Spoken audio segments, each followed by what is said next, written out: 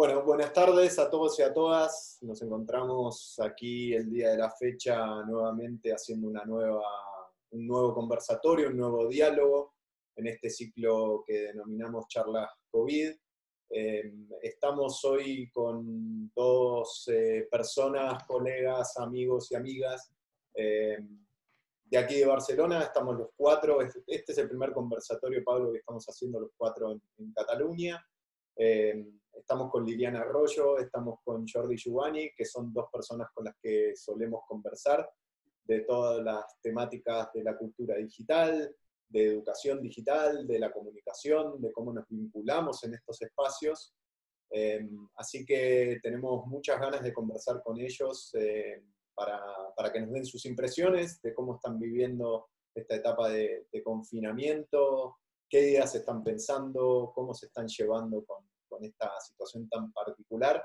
Así que arranco dándole espacio a Lili. Bienvenida. ¿Cómo estás?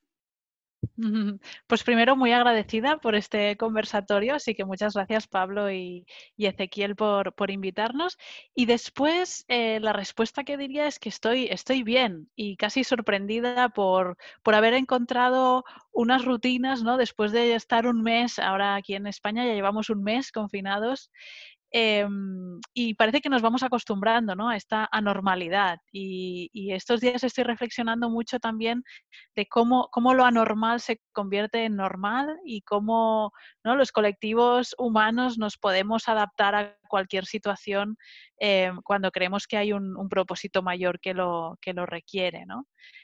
También es cierto que he experimentado, y lo he hablado también con otra gente, esta sensación de duelo, ¿no?, de despedirnos de una manera de ser, de una forma de funcionar, ¿no? Y esos primeros días y horas de negación, después el enfado por la situación, después la aceptación, y ahora por fin yo creo que más o menos ya vamos encontrando los espacios para darle sentido también, ¿no?, y propósito a este tiempo que al final si tenemos un poco de suerte y tenemos pues el sustento más o menos seguro, tenemos una casa con espacio, un poco de luz de sol y un poco de espacio mental para pensar, pues podemos tomarlo como una oportunidad maravillosa de repensarnos, ¿no? Y de salir de este confinamiento transformados y transformadas y así conseguir que haya servido para algo, ¿no?, esta experiencia global. Buenísimo, Lili. Jordi, bienvenido. ¿Cómo andás? ¿Cómo la estás pasando? ¿Cómo estás viviendo esta época histórica? Bueno, en primer lugar, muchas gracias por la invitación. Es un placer volver a estar juntos. Y la verdad es que cada vez mejor. Siguiendo el hilo que comentaba Liliana, pues todos hemos ido pasando y superando fases y buscando estrategias para organizarnos y dar un sentido para que este confinamiento pues tenga más valor. De alguna forma hemos pasado un duelo o hemos pasado distintos duelos, ¿no? Desde ámbitos más personales, ámbitos más sociales y laborales. Y la verdad es que pienso que puede ser una oportunidad si le sabemos dar la vuelta, una oportunidad para repensarnos, a bajar el ritmo y ver cuáles son las cosas realmente importantes. Una pregunta para ir directo al análisis y aprovechar vuestra sabiduría sobre el ámbito, ¿no? ¿Cómo lo estáis haciendo para gestionaros en vuestra casa? ¿Cómo ha cambiado vuestra experiencia de estar siempre ahí yo qué sé, Jordi, por ejemplo, tú estás siempre formando en la escuela, vas para allá, subes, bajas, metro, transporte público, por todos lados? Tú, Lili, estás permanentemente también trasladándote a tu lugar de trabajo, en Besada, estás yendo para acá, para todos lados, y de pronto, me imagino que las reuniones siguen, no sé si sigue la docencia, si siguen los trabajos, ¿cómo lo están haciendo? Lili. Pues la verdad es que mi trabajo tiene como dos partes muy diferenciadas, ¿no? Una que tiene que ver con escribir informes, leer, ¿no? Y había una parte de teletrabajo que yo ya hacía para eso, ¿no? Muchas veces me quedaba en casa justo para concentrarme más y mejor y ahorrar interrupciones, ¿no? Por así decirlo, cuando tenía algo que leer, algo que escribir y así. Pero después tengo una parte muy interactiva de mi trabajo, ¿no? Que es la docencia, es la divulgación, es la participación en medios, ¿no? Donde realmente hay esa parte de desplazamientos, de encontrarte con gente, ¿no? De conectar. Y claro, de repente todo esto se resignifica, ¿no? Entonces, lo que yo ya podía hacer sola con un ordenador y una conexión a internet antes del confinamiento, lo sigo haciendo pues en casa. La docencia se ha traducido a docencia online, con los retos que ello supone, ¿no? Y a pesar de ser una persona que me considero que estoy, bueno, como los que estamos aquí, muy acostumbrada a los códigos de la interacción a través de pantallas, claro, la docencia de repente es un mundo nuevo, ¿no? El cómo mantener la atención de 80 personas durante 3 horas a través de una pantalla, ¿no? Donde además mis clases, por ejemplo, son muy participativas, utilizo mucho la pizarra, ¿no? Interpelo constantemente a los estudiantes. Y hay momentos en los que la herramienta pues, no permite que haya 80 cámaras, ¿no? Activadas, y entonces me cuesta mucho, noto mucho la distancia, no tanto no tanto por estar sola en una habitación, ¿no? Y frente a una pantalla, sino que lo noto mucho, o sea, estoy valorando muchísimo todo el lenguaje no verbal y toda la energía que se genera en una sala cuando tú estás haciendo docencia, ¿no? Esa energía, esa magia, ahora no la noto y me doy cuenta de que cuando pueda volver a notarlo, lo voy a disfrutar muchísimo, ¿no? Y por otro lado, pues me estoy documentando mucho de cómo hacer facilitación de talleres online, porque en realidad o empiezas a jugar y distribuyes la gente en grupos o es una tortura también, ¿no? Para los alumnos poder estar 3 horas siguiendo concentradamente, ¿no? Una explicación. Así que Jordi, renovando. una cosa pequeña antes de tu respuesta. Quiero interpelar un poco a Liliana con una cosa que dice, para ver si después tú también la complementas con lo que nos vayas a decir. Tú decías que extrañabas ese cara a cara, ¿no? Claro, las circunstancias de la vida nos hicieron que esto funcionara de esta manera, pero te hago una pregunta doble, a ver si Jordi también la puede responder.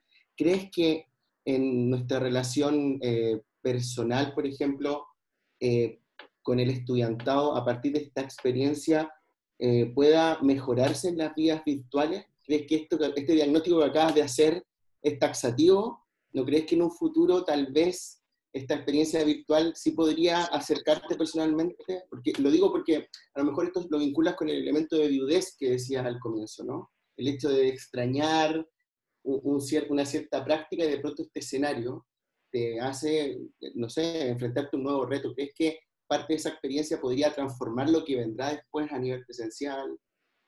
Sin duda, sin duda. Es decir, yo creo que, por ejemplo, el pensar en formatos de docencia que reúnan, pues, no sé, un equipo que esté en clase y otro equipo que esté remoto, por ejemplo, seguro, o el futuro de las tutorías y la mentoría, ¿no? Creo que, por ejemplo, en mi institución, pues, se valora mucho que las tutorías sean presenciales, etcétera. Yo creo que ahora se va a flexibilizar mucho más, ¿no? Sí que creo que lo que o sea, venimos de un mundo analógico que nos hemos convertido a lo digital, ahora estamos en el extremo digital y creo que de estas dos experiencias casi de laboratorio, ¿no? Que lo digital lo estemos viviendo tan intensamente ahora de una forma tan homogénea, creo que también nos prepara para decir, bueno, pues cuando salgamos, estar mucho más habilitados a saber usar lo analógico y lo presencial en los casos adecuados, ¿no? Igual que ahora usamos el WhatsApp para una cosa, las llamadas para otra, los cafés para otro, ¿no? Y el email pues para información profesional, pues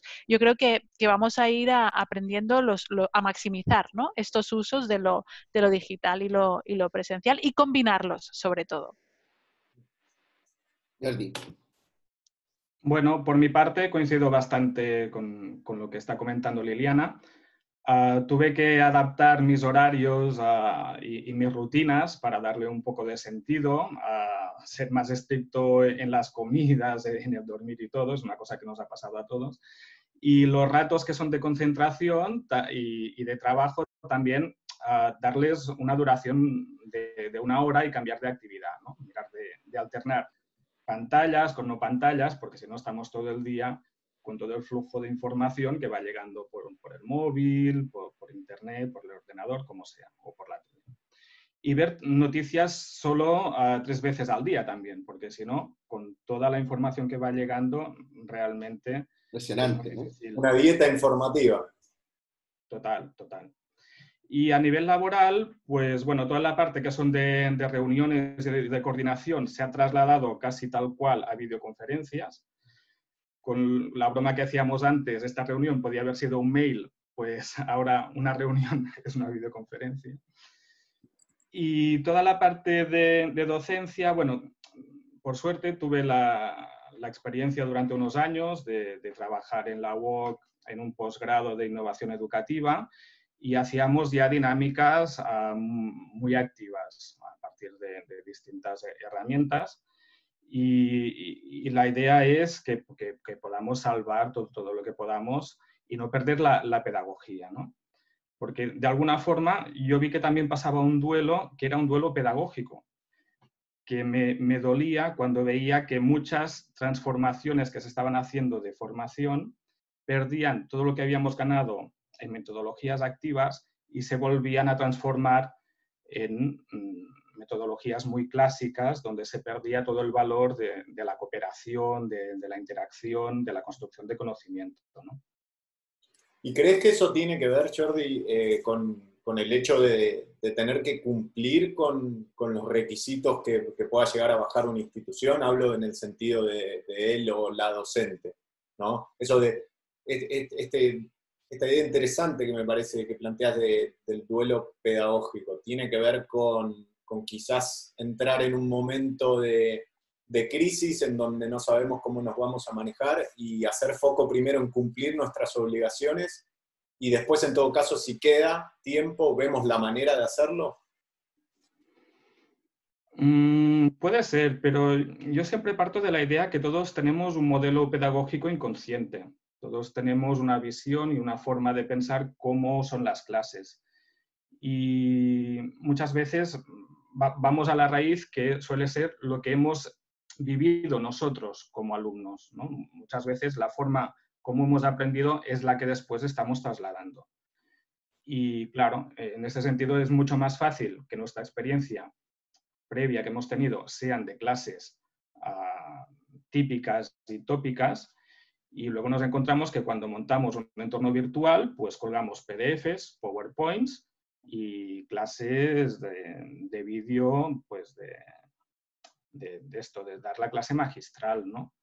Entonces, no aportamos el valor que tiene todo lo digital, que se pueden compartir pues, en muchos foros, documentos y distintas dinámicas, todo el aporte que puede ser de la interacción, ¿no? Claro. Bien.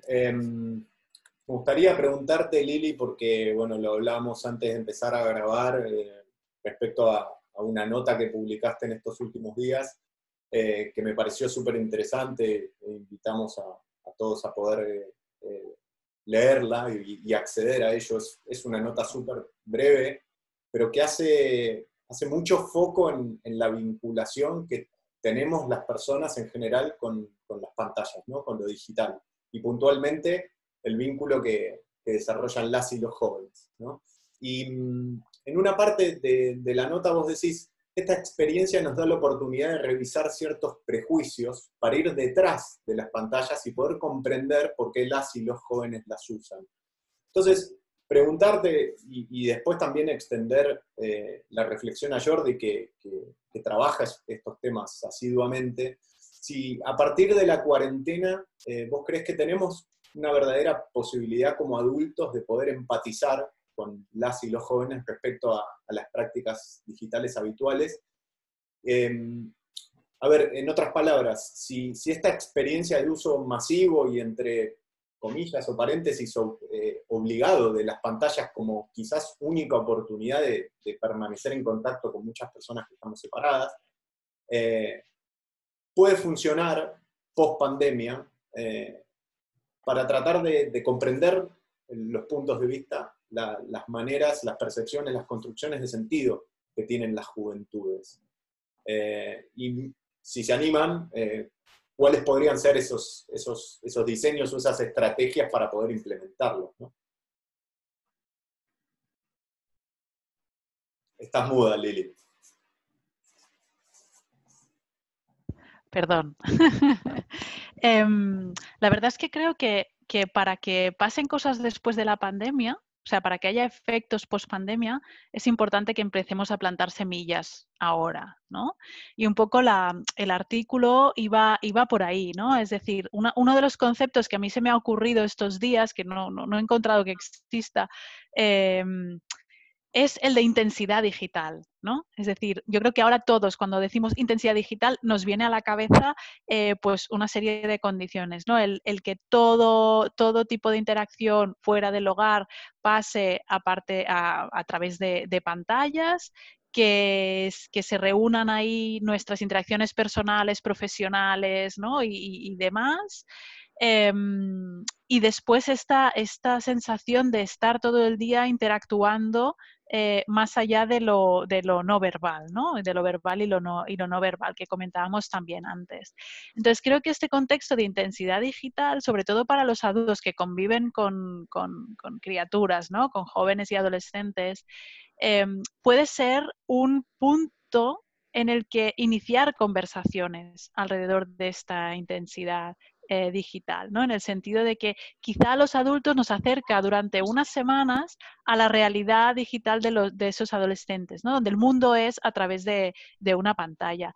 Y creo que nos puede ayudar a superar también esta idea de la demonización de la pantalla como ente, ¿no? Porque muchas veces hablamos de las pantallas como si el problema fuera el móvil o el ordenador o el videojuego, pero no vemos cuál es el propósito social o individual, cuál es la razón que hay detrás de eso, ¿no? Es como si yo dijera que estamos adictos a la nevera. Bueno, claro, vamos a la nevera 3 veces al día, eso es síntoma de adicción seguro, ¿no? O el decir, bueno, pues cuando tú abres la nevera puedes coger unos tomates o puedes coger un sándwich de bacon, ¿no?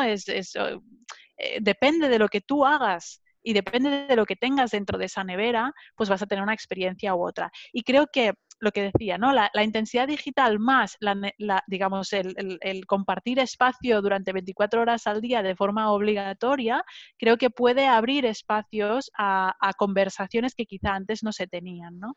Y muchas familias preguntan, bueno, pero ¿cómo lo voy a hacer? Y yo os decía, pues quizá en vez de juzgar, preguntemos primero, ¿no? Oye, pues, ¿y qué estás haciendo ahora con el teléfono? ¿Con quién hablas? ¿O por qué te gusta este youtuber? ¿O por qué sigues a este influencer? O, ¿no? El hacer preguntas de por qué lo haces, por qué te gusta estar mucho rato haciendo esto, ¿no? ¿Qué es lo que encuentras? ¿Cómo crees que eso te ayuda? Por ejemplo, a mí, uno de los aprendizajes también en las entrevistas con jóvenes que bueno, para realizar el libro, que al final es el libro lo que inspira la nota que comentabas, es que al final para ellos, o sea, para los jóvenes y adolescentes, todo lo que hacen con el teléfono, desde el selfie más absurdo que nos pueda parecer a nuestros ojos, es un acto de reivindicación personal y de construcción de la propia identidad, ¿no? Entonces yo creo que ahí su manejo también nos puede ayudar a los adultos como a resituarnos, a repensarnos y a mejorar y a pensar nuestra presencia digital de otra manera, ¿no? Jordi, ¿tú cómo lo ves? Al hilo de lo que dice Liliana, estoy totalmente de acuerdo.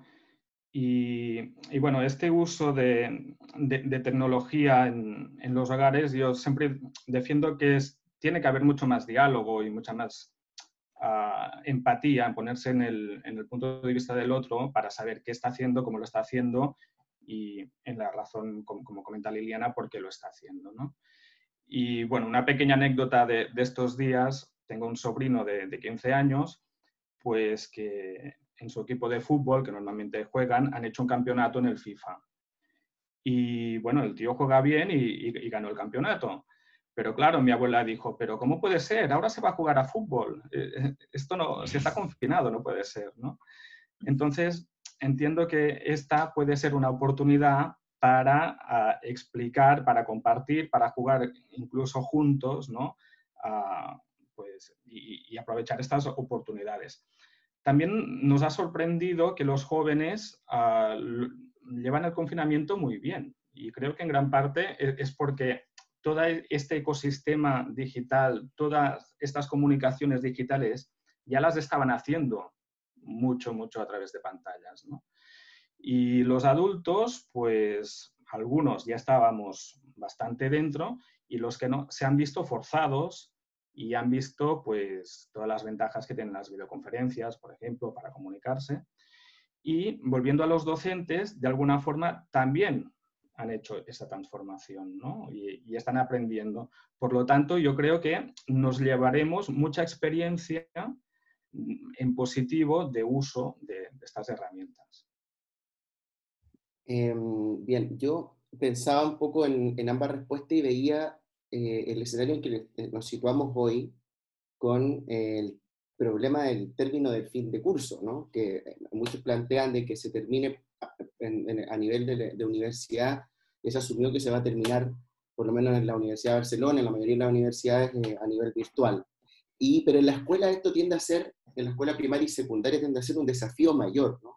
Por un lado está todo lo que planteáis sobre cómo los jóvenes, sobre todo los jóvenes en países desarrollados, ¿no? Que pueden tener acceso a tecnología, a dispositivos tecnológicos, que incluso pueden desarrollar competencias que hacen que esta construcción, como dice Olastat, de la brecha digital es más de abajo hacia arriba, es decir, mientras los jóvenes van produciendo y creando, apropiando tecnología, somos nosotros los mayores, por ejemplo, los que nos vamos rezagando casi automáticamente, y no porque ellos se lo propongan, sino porque su propia socialización es digital en general. Sin embargo, en la escuela hay un reto compartido, no es el reto solamente de los estudiantes, ¿no? Que más allá que también el estudiantado tiene el problema de la brecha social, no todos tienen lamentablemente acceso a internet, dispositivos, pero en general la problemática hoy parte de asumir o asimilar que el problema también está en el profesorado, ¿no? Entre esta velocidad que tiene el estudiante de poder gestionarse y desarrollar el propio proceso pedagógico en entornos virtual y asumir que el profesorado también lo tenga. ¿Cómo vosotros creéis que conocéis la escuela, que analizáis este tema? Y si tenéis antecedentes también sería genial que los compartierais. ¿Cómo están viviendo los profesores? ¿Cómo creéis que están viviendo los profesores esto de que un día para otro los manden a hacer clases virtuales, teniendo a los niños que se le cruzan por encima de la mesa también, porque los profesores y las profesoras son padres y madres también, ¿no? De un momento a otro. Pero aparte de la competencia digital, ¿está preparado el profesorado, por ejemplo, estaba preparado el profesorado de secundaria para de un momento a otro tener que hacer todo esto en un entorno digital y hacerlo con sentido pedagógico? Tiro Dale. a ver, te cuento un poco la política que se está haciendo ahora en Cataluña y se ha abordado en primer término desde 3 ámbitos. Obviamente no estábamos preparados para lo que iba a pasar, no lo sabíamos. Pero por un lado hay cápsulas y formaciones para profesorado, que son así como inputs bastante constantes. Luego hay toda una política comunicativa a las familias a través de webs y de apps. Y después están los entornos virtuales, que lo que ha hecho el departamento es hacer que todos los centros puedan tener acceso a uno. La mayoría tenían, pero había que no. Y ahora todos los centros educativos tienen acceso. Por otra parte, esta semana empieza el reparto de equipos a todas las familias que no tenían conexión o que no tenían equipo o que no tenían ni conexión ni equipo. Se han punteado todas. O sea que la semana que viene, en principio, ya todo el mundo tiene entorno, todo el mundo tiene formación y todo el mundo tiene equipos, ¿vale? En un mundo ideal todo esto se habría hecho de otra forma, pero se ha ido corriendo. En todo caso, yo pienso que el foco, antes de llegar a toda la parte pedagógica, hay toda la parte emocional, porque claro, tenemos que pensar que estamos todos viviendo una crisis muy amplia, con muchos duelos, que hay gente que ha perdido el trabajo, que hay gente que está enferma, que hay casas donde está mucha gente trabajando y no hay condiciones para estudiar que sean óptimas, ¿no? Por lo tanto, se tiene que priorizar esta parte de vínculo emocional, garantizar que haya unas ganas de aprender, y lo que intentaremos será, antes de terminar el curso, si se puede volver, pues poder gestionar esto también en presencial, ¿no? Porque, claro, los chavales de primaria y de secundaria, también esta socialización y explicarse cómo ha ido todo, pues bueno, en pantalla está bien, pero hacerlo en presencial creo que nos irá muy bien a todos. Lili. Sí, en este sentido, justo el otro día había un responsable político aquí en Cataluña explicando eso, ¿no? Que quizá la función de al menos encontrarse una semana al final del curso ya no era ni para evaluar ni para hacer clase, sino que era un poco para ese recogimiento, ¿no? Emocional, ese encuentro en edades en las que los grupos de iguales son muy fundamentales, ¿no? Y por mucho que puedan seguir vinculados a través de, pues no sé, porque jueguen juntos a videojuegos masivos o porque están en Instagram constantemente diciéndose cosas o en el aula virtual de la escuela, sí que había como una especie de cierre como clase, ¿no? En las universidades, como apuntabas, Pablo, el panorama está abierto y muy probablemente se terminará virtualmente.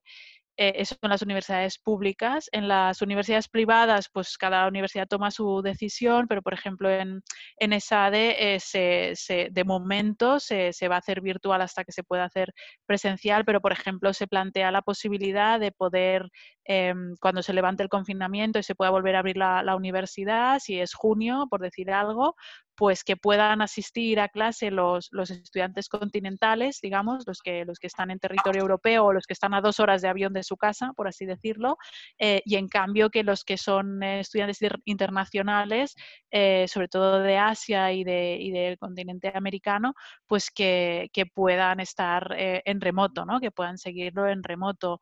Por eso que yo creo que se van a flexibilizar así un poco bueno, pues estos cierres, ¿no? Se verá a ver cómo se articula.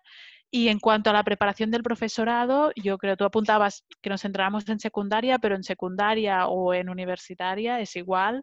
Creo que el factor personal influye muchísimo, ¿no? Y no solo el manejo, sino también la resiliencia personal, ¿no? Y la capacidad o la velocidad de adaptarse a este cambio, ¿no?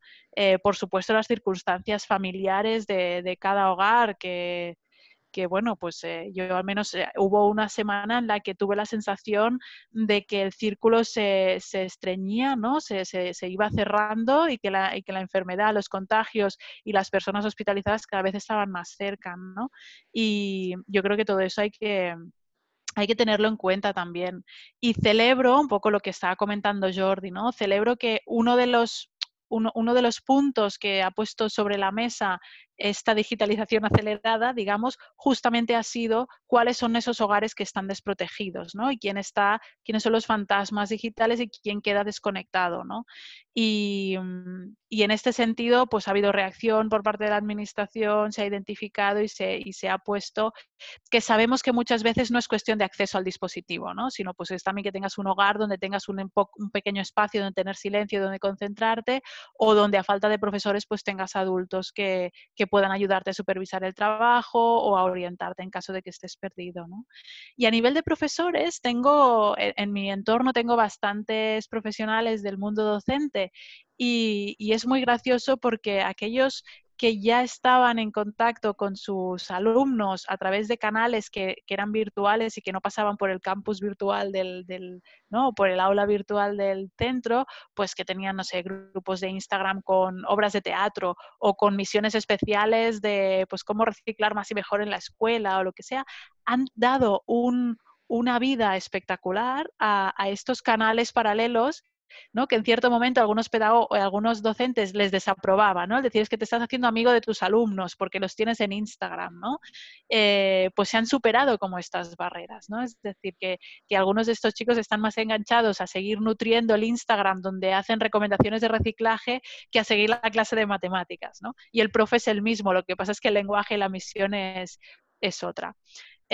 Así que nada, y en el terreno de los padres y de las familias, veo desde padres que están orgullosos y felices de poder tener más espacio con sus hijos, a los padres que están echando de menos el factor escuela, o sea que se están dando cuenta de la importancia de una institución que se encargue de esa parte educativa. Y después también hay padres abrumados que pues por lo que sea las escuelas, bueno, este trimestre ya hay más provisión de materiales y tal y de recursos pedagógicos, pero hasta antes de Semana Santa había muchas familias que no sabían de dónde sacar los deberes de los hijos, ¿no? Por así decirlo. Así que los niveles de desigualdad y de disparidad yo creo que son enormes.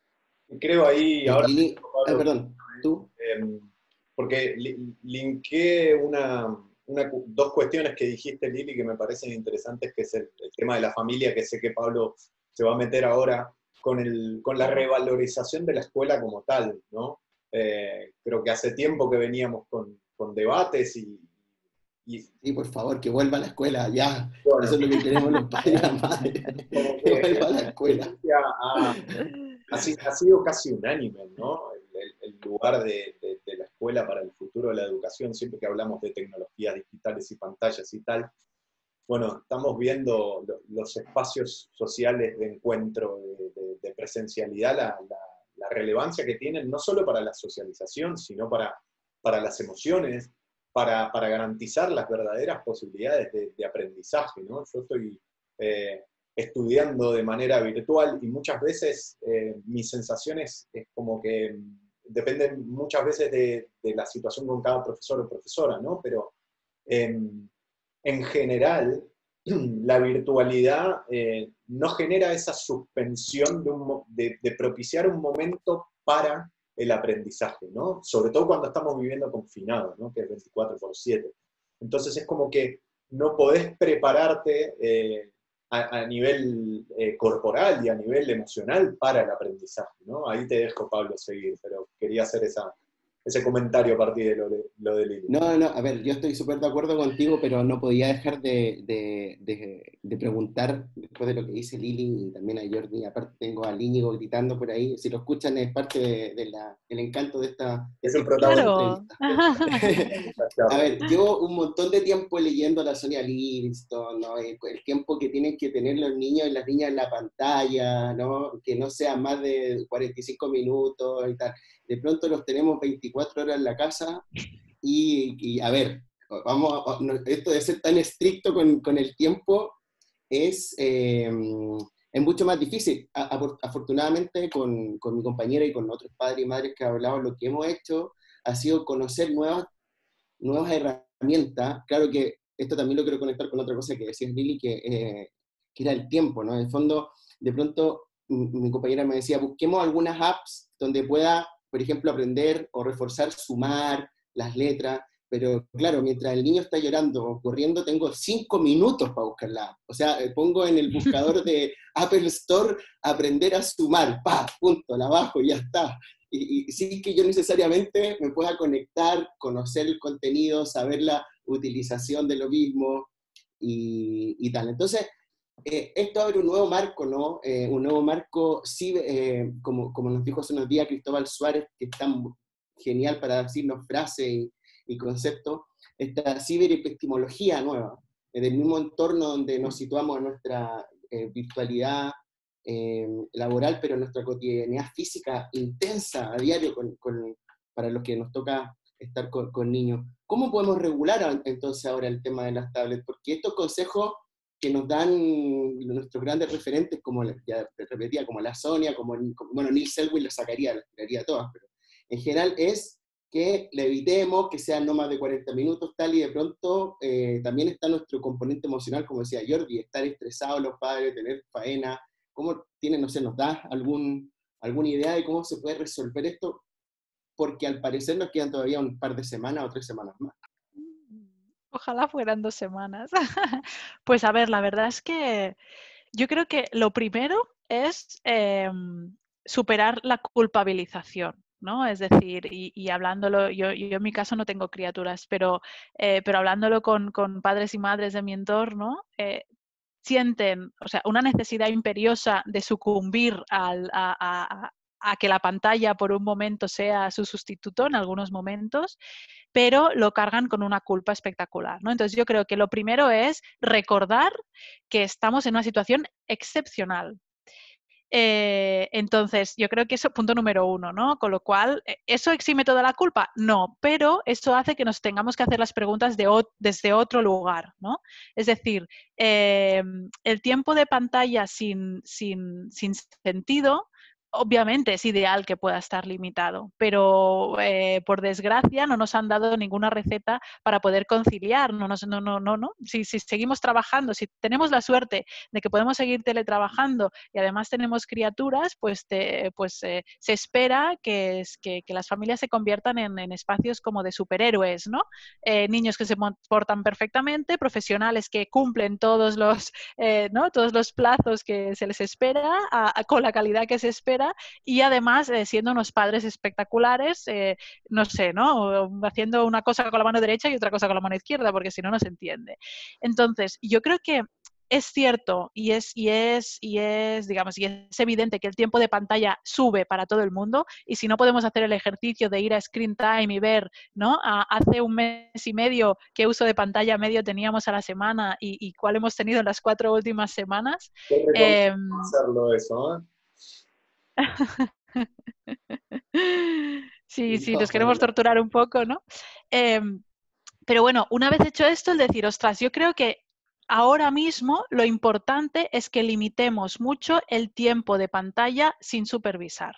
Es decir, ¿no? Lo que comentabas, nos bajamos la app de sumar, de aprender a sumar, la bajamos deprisa y corriendo, no leemos la política de privacidad, aceptamos todas las cookies, vendemos nuestra alma al diablo y con eso esperamos que en los próximos 10 minutos haya paz espiritual en la casa, ¿no? Bueno, yo creo que tenemos que diferenciar eso, ¿no? El tiempo de pantalla. Y con aprendizaje. Y con aprendizaje, exacto. Claro. Exacto, ¿no? Entonces yo creo que podemos dividir el tiempo de pantalla, lo podemos dividir en dos partes. Uno, el que sea no supervisado y cuando la pantalla funciona como chupete, por así decirlo, ¿no? No sé si en los países de América Latina también se le llama chupete. Sí, chupete total. Vale. Pues eso, ¿no? Cuando funciona como callador y como entretenidor, ¿no? Ese tiempo que sea lo más limitado posible, y después, si por lo que sea, pues necesitamos más tiempo de pantalla, pero que sea en compañía o supervisado o al menos en un espacio común, ¿no? Donde tú puedes estar viendo tus dibujos, yo puedo estar leyendo el periódico, pero podemos estar conversando, ¿no? Es muy distinta la experiencia que ¿no? El punto de toma niño, niña, la pantalla, que ahora papá o mamá tiene una reunión y tiene que estar concentrado, ¿no? Jordi, ¿cómo estás viviendo tú esto que nos mencionabas antes de tu dieta informativa, pero cómo viene respecto al uso de la pantalla en general? Bueno, te comentaba que básicamente las informaciones de toda esta crisis pues las tengo que dosificar un poco para no pasarme todo el día contrastando informaciones de gente que no sabe muy bien cómo va a ir la cosa, ¿no? Y tertulianos que opinan de todo y reenviando memes de forma constante, que están muy bien y son muy divertidos, pero intento alternar, ¿no? Y en este sentido yo pienso que también para los jóvenes pues tenemos que buscar estos cambios de actividades donde haya propuestas en pantalla, pero que haya propuestas que sean de otro tipo, ¿no? Las que sean en pantalla, como decía Liliana, está muy bien que tengamos un tiempo de calidad para compartir, para aprender, para jugar. Y lo hemos trabajado mucho con Liliana, de que es súper importante saber qué están haciendo, pero sobre todo para qué, ¿no? No es tanto el tiempo, sino buscar un poco la finalidad. Por eso yo defiendo, y desde el punto de vista del aprendizaje, como estábamos hablando antes, que podemos aprender desde muchas fuentes. Y no es que ahora nos toque la digital y después volvemos a la analógica, sino que ya hace muchos años que nuestro entorno personal de aprendizaje se nutre de muchos sitios y utilizamos muchos medios. Por lo tanto, cuando salgamos de aquí, pienso que también debemos incluir todo esto que estamos incorporando ahora y pensar nuestro entorno de aprendizaje como escuela tiene que ser global, no solo analógico, no solo digital, sino que tiene que incluirlo todo. Sí. Yo estoy de acuerdo, pero una pregunta ahí, un rebote inmediato. Hablamos en ese sentido de una experiencia, no sé, mi inercia es como conectarla al estudiante, al joven, pero vuelvo al tema del profesorado, ¿no? El profesorado siente, es parte de este debate que a lo mejor tiene el sesgo de ser demasiado intelectual, ¿no? La escuela nórdica respecto a los learning life, ¿no? De que en el fondo el in y el out, en el aprendizaje está en el in y el out de la escuela, ¿no? Y nosotros podemos categorizar, definir, hacer historias de vida y comprender este fenómeno. Pero en la práctica el profesorado, por ejemplo, ¿cómo le otorga valor a lo que el estudiante aprende fuera de lo que él le enseña en el aula, ¿no? O lo que él tiene que ejercer a partir de la planificación de los planes de estudio? Más post-confinamiento, donde el estudiantado ha debido, sin lugar a dudas, por ejemplo, conectarse mucho más que en su propia cotidianeidad con otros saberes, ya sea con algo que tú mismo, un concepto que tú mismo estás trabajando, ¿no? Investigativamente, que son los otros, ¿no? Los desconocidos. Anda a saber cuántos otros más hay ahora con el confinamiento. Antes eran algunos, ahora eso se ha extendido enormemente. Claro, delante Lili decía, los padres a veces nos podemos transformar en superhéroes y las madres podemos transformar en superhéroes o queremos serlo, pero los profesores y las profesoras es tremendo la responsabilidad que les damos, ¿no? Por un lado, tienen que hacer su plan de estudio, y por otro lado, tienen que revalorizar lo que el estudiante aprende afuera y finalmente hacerlo post-confinamiento. ¿Qué hacemos para enfrentar este escenario, ¿no? con el que nos vamos a vivir, siendo que el profesorado es tan relevante en todo este sistema de aprendizaje? Bueno, lo que estamos observando, volviendo un poco a la idea que comentábamos antes del modelo pedagógico inconsciente que tiene cada persona y también cada docente, pues que cuando mandan los deberes, cuando mandan las tareas o cuando mandan las propuestas para trabajar en casa, hay una vía que manda deberes, ¿no? Hay una vía que manda ejercicios que son repetitivos, que muchas veces son en papel y que luego se tienen que corregir, ¿vale? Aquí no hay contexto, no aporta valor el hecho de estar en casa, no añade nada. En cambio, hay una línea de profesores y de propuestas que van en el hilo competencial, donde pueden haber, pues, desde hacer un diario del confinamiento, ¿no? De analizar los memes que llegan, o hacer un cómic de lo que te pasa por la cabeza de la vida del virus, o un videojuego, no sé. Propuestas que pueden ser mucho más contextualizadas y aprovechan este aprendizaje también informal que está pasando estos días, porque los chicos, a ver, están aprendiendo mucho estos días. Lo que pasa es que no aprenden de la forma que lo estábamos haciendo en muchos centros y de la forma como tenemos estructurada el currículum.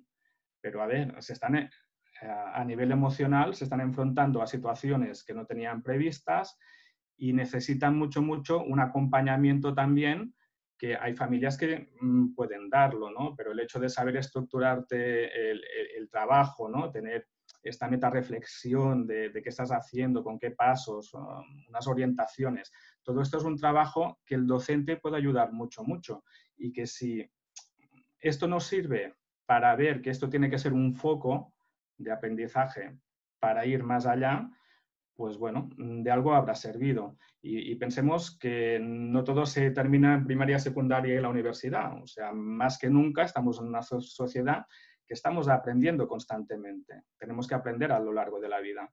Y todo esto que incorporamos, estas herramientas, crean un marco que nos tiene que servir ya para siempre.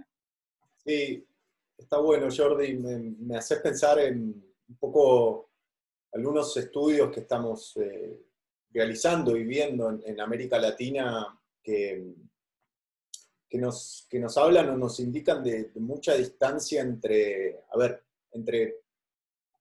una práctica de relevar las prácticas digitales de las y de los jóvenes, ¿no? Que tienen que ver con el acceso a la información, con la búsqueda de la información, con ver videos, con usar redes sociales, por supuesto. Y por otro lado, en un estudio que estamos haciendo les estamos preguntando qué habilidades digitales les gustaría tener y no tienen, ¿no?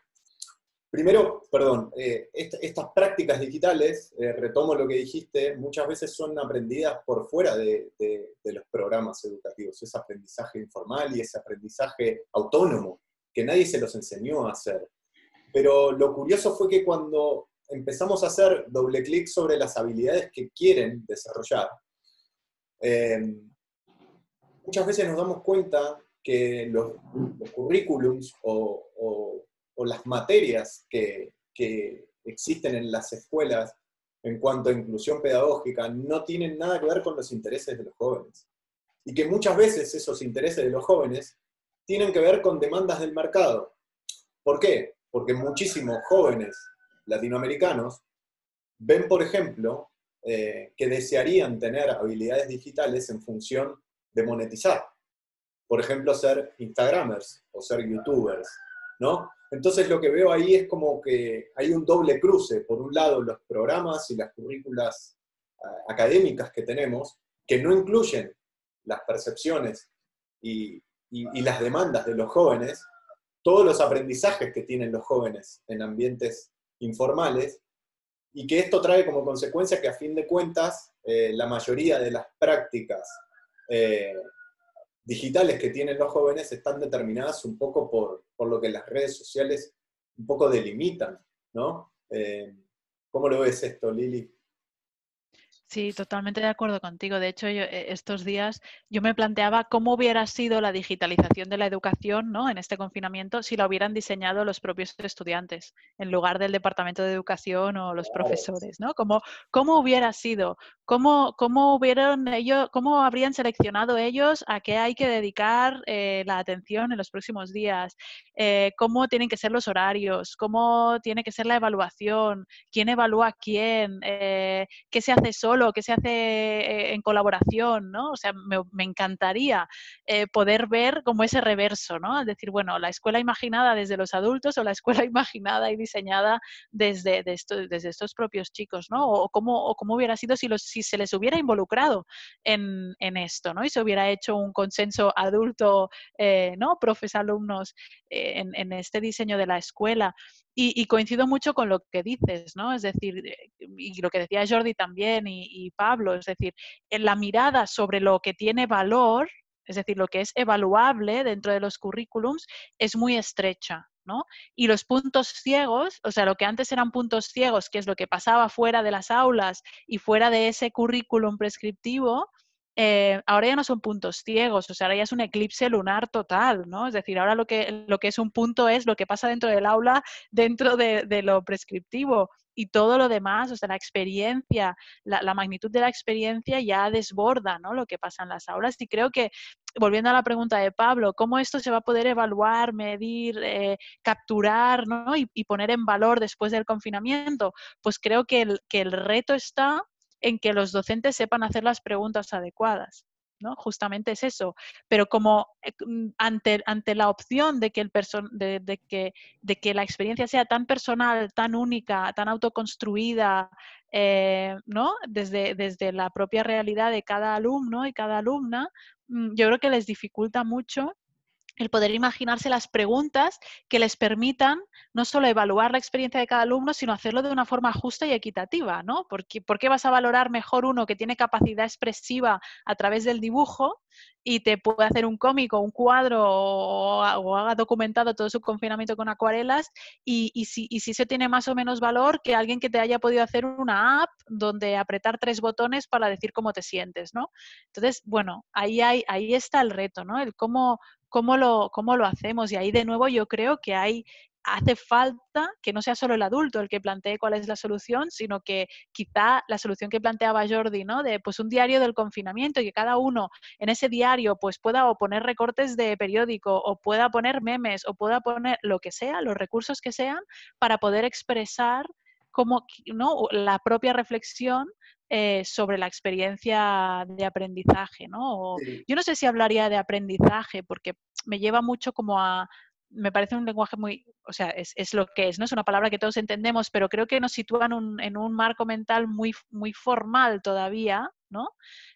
O más formal que informal. Y quizá no sé, quizá la pregunta que yo haría es, ¿qué te ha generado curiosidad estos días? ¿Qué cosas sorprendentes has encontrado?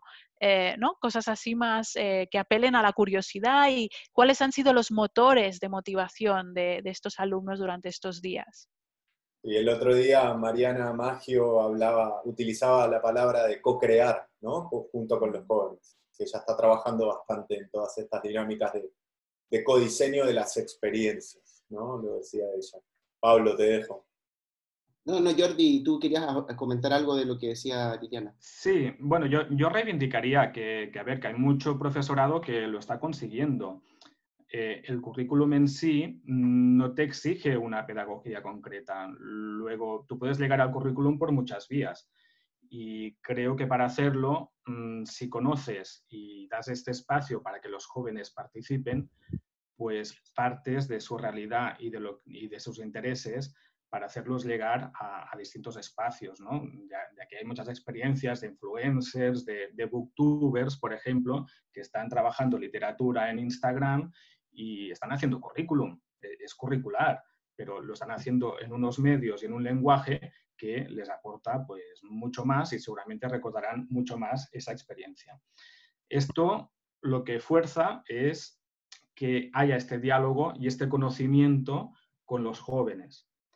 Pero si hacemos también la pirueta pensando en las familias, esta situación donde estamos ahora y las familias tienen que acompañar a los jóvenes, ¿no? Pues ¿cómo puede ser que la escuela no conozca bien qué está pasando en estas familias o no haya suficiente comunicación? Lo digo para aprender también de esta situación, que no nos vuelva a pasar, ¿no? Tenemos que conocer los jóvenes, tenemos que conocer más las familias.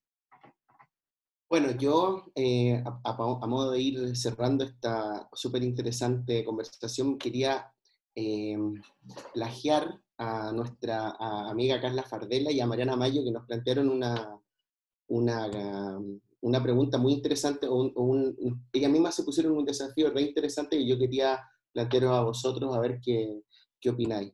Ellas decían que dentro de todo lo que ha significado este confinamiento en todo sentido, porque también hemos perdido muchas cosas, ¿no? Hemos tenido pérdidas humanas, incluso en nuestro entorno, hemos sufrido, hemos vivido, no hemos podido despedirnos, ha sido todo un montón de emociones, ¿no? Hasta perdernos, por ejemplo, actividades que nos habíamos planificado para hacer y que ya no pudimos hacer, quizás algún viaje, el mismo mobile, ¿no? El Mobile World Conference, que tanta ilusión nos hace a los que estamos un poco en este campo desde entre enero y marzo, es tan vibrante, ¿no? Y que nos perdimos la conferencia liviana, ¿no? En el último día. Yo os quería, igual dentro de todo, rescatando esta idea que vosotros dos habéis dicho de que esto también genera ciertas oportunidades y que ha sido no solo límites, ¿no? ¿Qué os dejaríais o qué pensáis que os dejaríais de todo lo que habéis vivido para vuestra cotidianidad futura?